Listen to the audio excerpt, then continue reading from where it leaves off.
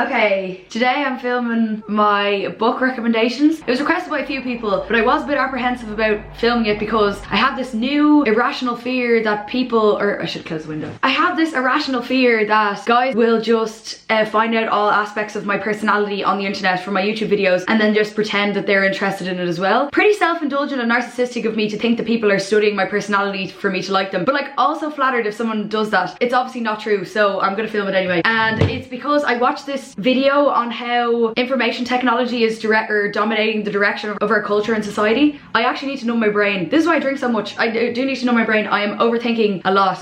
Is it slanty? I'm so bad. Sorry. Is it slanty? I don't even know. Okay, I'm gonna start. Here we go. It is slanty, isn't it? Shut up, Keelin, just do it. Okay, so it's a mixture between non-fiction and fiction, and it's a mixture between books that I've read and recommend and books that's on my to-read list. So it's like a little mini book club. It's like an online book club. So yeah, anyway, here's the big pile I have here. Fuck! No! Anyway, loads of books that are all on the ground now. Okay, so they're in no particular order of anything I've been reading or not reading because they're all on the ground. Actually, I'm gonna start with what I'm reading at the moment. Oh my god, I'm so annoying. Yeah, so what I'm reading at the moment is, I always read two books at once, a non-fiction and a fiction, just because sometimes my brain can be a bit overstimulated with the non-fiction, because I tend to read non-fiction a lot quicker because I find that I just want to learn more, but I take my time with fiction because I like, you know, observing the language and how it's written, and I also have a notebook of where I write down words that I like or words that I don't know what they mean. So I have a notebook here where I like write down words that I don't understand or that I want to implement in either my poetry or just like everyday language. Usually I don't implement any like sort of, how would you describe it? Any pretentious words in my normal everyday personal vernacular. I don't know, I just come across as an asshole. But I also don't want to die not knowing what words mean. Do you know what I mean? I just love words so much. Get horny for words. Anyone else? Okay, sorry, to start the fucking video. So first book I'm reading at the moment, fiction, 1984. 1984 by George Orwell. I did read Animal Farm by George Orwell, you know, the analogy for how politicians work in normal society. Yeah, Animal Farm I do recommend as well. Really short book, quick read, good story. So 1984 has a good love story in it. Really like the language in this. Now I have a lot of words that I have written in my notebook from this book, so it's taken me a while, but I read this every morning when I wake up and I really enjoy it. Bit spooky at the start, you know, dystopian sort of war-torn country, but there's a good love story, so recommend that. Okay, you can go there, don't fall on the ground. Okay, and then the non-fiction book I'm reading at the moment, Why Women Have Better Sex. Is it working? Why Women Have Better Sex Under Socialism. This author, Kristen Godsey?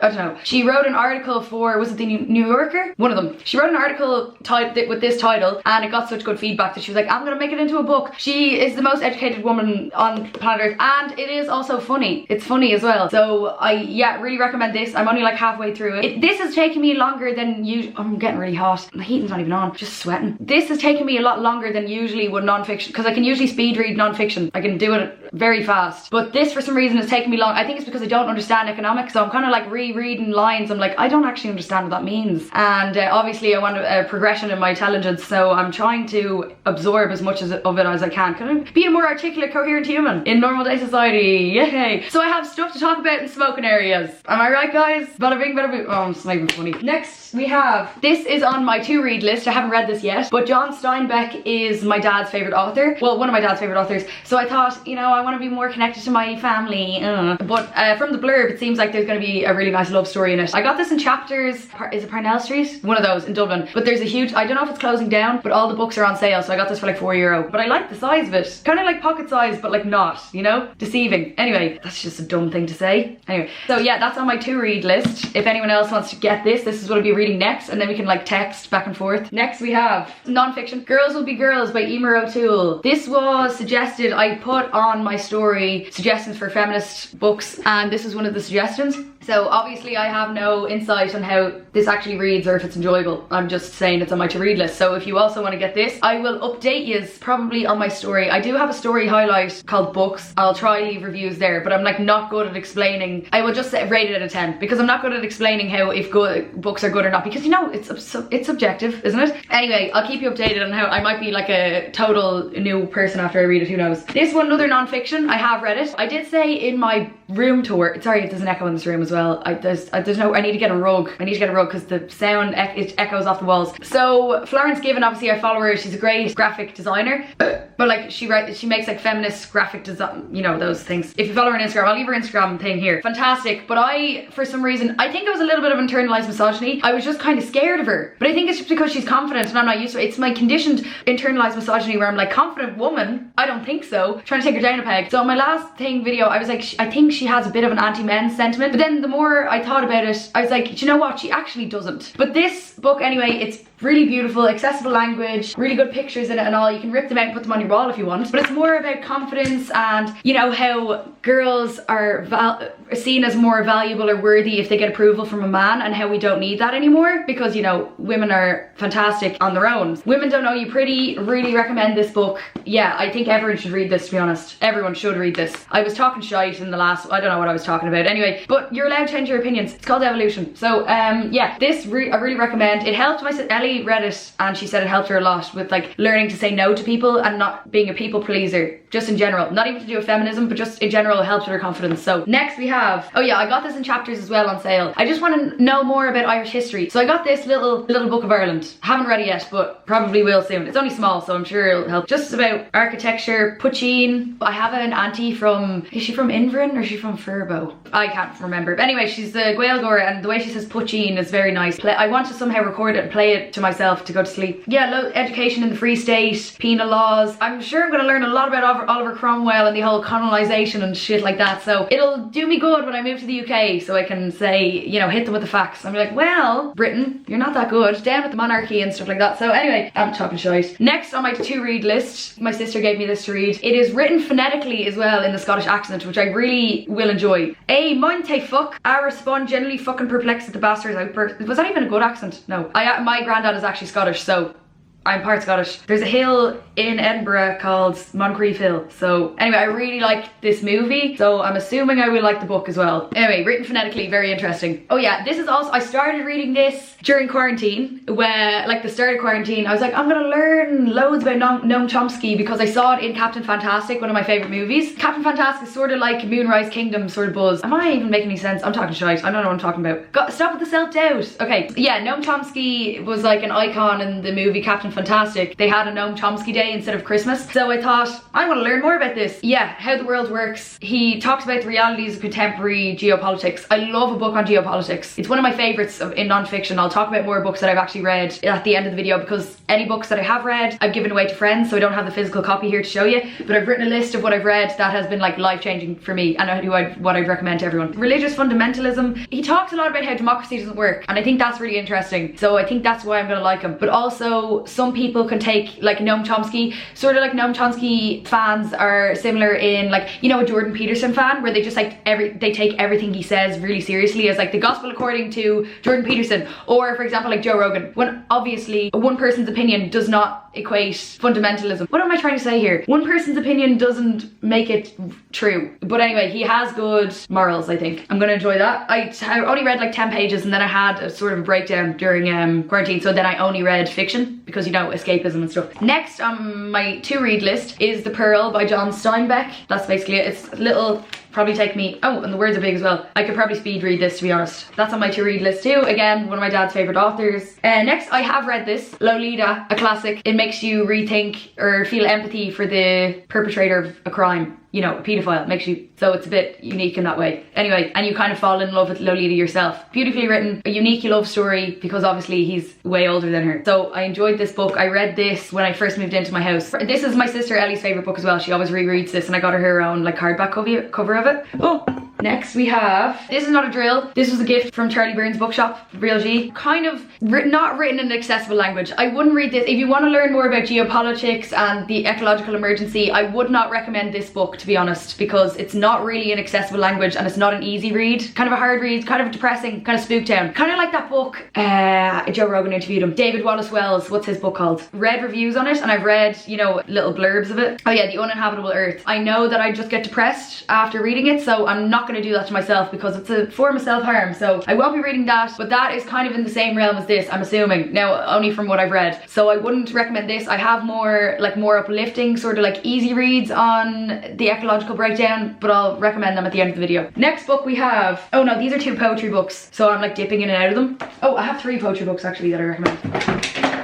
Yvonne Boland died only a few months ago, God bless her. I remember during lockdown I did shed a tear. So A Poet's Dublin, really, really nice. If you live in Dublin or if you romanticise Dublin in any way, this will be a good poetry book to get. Really nice. Read a few poems out of it. And then this one, Poems from the Irish, I got this in Charlie Byrne's bookshop as well. It's all like medieval poems as Gaeilge, but they're translated into English and they're really nice. So I've been dipping in and out of that one as well. I have a few of my favourite ones cornered. I'm not going to speak in Irish if anyone's wondering because I have gotten ridiculed for it before. My accent would not be good. People who learn Irish in Dublin really grind, real Gaeilgeoirs, they grind their gears. If you ever speak Irish in front of an actual Gaeilgeoir. And then this is another poetry book. This was a gift from my housemates. It's called The Poetry Pharmacy. I have a few of these marked down as well. And it's basically like whatever condition you're in, they have a poem for it. So say if you're grieving or like heartbreak, there's a poem for it. So this one, like Inertia When Alone, Love After Love. The time will come when with elation you will greet yourself arriving at your own door, in your own mirror, and each will smile at the other's welcome and say, sit here, eat. You will love again the stranger who was yourself. Give wine, give bread, give back your heart to itself, to the stranger who has loved you all your life, whom you ignored, for another who knows you by heart. Take down the love letters from the bookshelf, the photographs, the desperate notes. Pull your own image from the mirror. Sit, feast on your life. That's basically just like, love yourself, queens. Oh yeah, Albert Camus, The Fall. This is on my to read book, or to read list. I got a second-hand copy from Chapters. Did I get this from Chapters? Oh no, wait. No, I got it from Charlie Byrne's. And I love getting second-hand ones because they just smell better. And also I do this in my books too, where I underline stuff that I like, and it's just like, oh, I wonder who read this. Someone called I don't know what that says. B. Murker? I don't know. I like Albert Camus as a philosopher as well. I've watched a few YouTube videos about him. I haven't read any of his books before, so I'm just excited to read that. Oh, and speaking of philosophy as well, I've gotten this, monthly subscription for a magazine called The New Philosopher. I've only read a few pages and there's nice graphics in it as well. I really like the layout of it. It's a real independent brand. I'll leave them linked down below as well. But it's basically, you know, posing the question, what is the meaning of life? Now that's what philosophy is all about. So I'm pretty interested in like giving myself a purpose. Bit of an existentialist, mixed with a nihilist, mixed with a meliorist, and all that sort of thing. This is what I'm talking about, and I need to know I'm gonna have to have a drink after this. So yeah, it's just articles on like little pieces of philosophy, probably a bit of theology as well. So I have a monthly subscription. I actually bought this for myself, but my friend Eddie Cunningham recommended it to me. She sent it to me, she's like, Keelin, I think you'd like this. And I was drunk when she texted me and I was like, I'm gonna buy it right now. Completely forgot I had ordered it for myself, and then I moved out, so when I got back to my dad's, there was this thing there for me and I was like, what is this again? Anyway, really enjoying it. So thank you, Drunk Keelin, for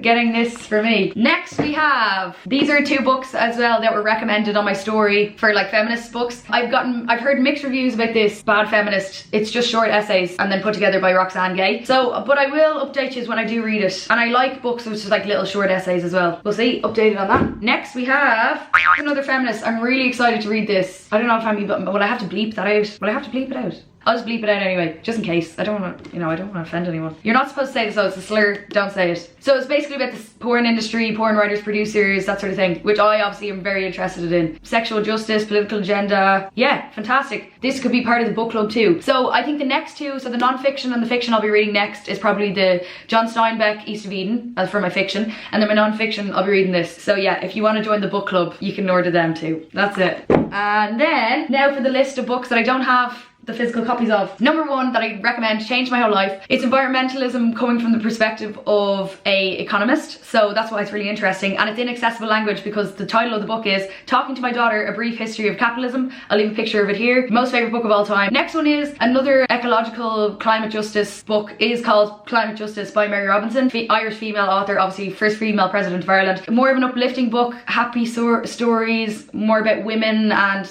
how ecological breakdown is a racial issue as well, so it's good to get all the kind of, you know, eco-racism perspective on things. My favourite book is The Catcher in the Rye. I think the copy is in my house somewhere, but the copy that I read was my dad's own copy from the 80s that he actually studied in school, so it's very sentimental to me, and it was his favourite story. It was basically the basis of every like coming of age teenage piece of media, I think, in my opinion, trying to figure out who he was. He wasn't an exceptional person, but it was more of a normal story, but that's why it was more relatable, and it was a teenage teenage boy, so you can see how it's like frustration, anger against the world, school didn't suit him. Anyway, it's a really relatable story and I really recommend it. So that was my favourite story. Another life-changing fiction book was Asking for It by Louise O'Neill. It's touching on the subject matter of consent and then relating to a story of, based off kind of a real story, because it's very common. The victim is an unlikable character, sort of, so you can see how in normal circumstances people can pull the she was asking for a trope, and then the rapist was like a big ga-head. So anyway, just read it for yourself. It's a really good, interesting book. I also saw the play, but I had to leave halfway through because it was too upsetting. And then Naomi Klein, This Changes Everything, I think that's what it's called, who's also an icon, I might add.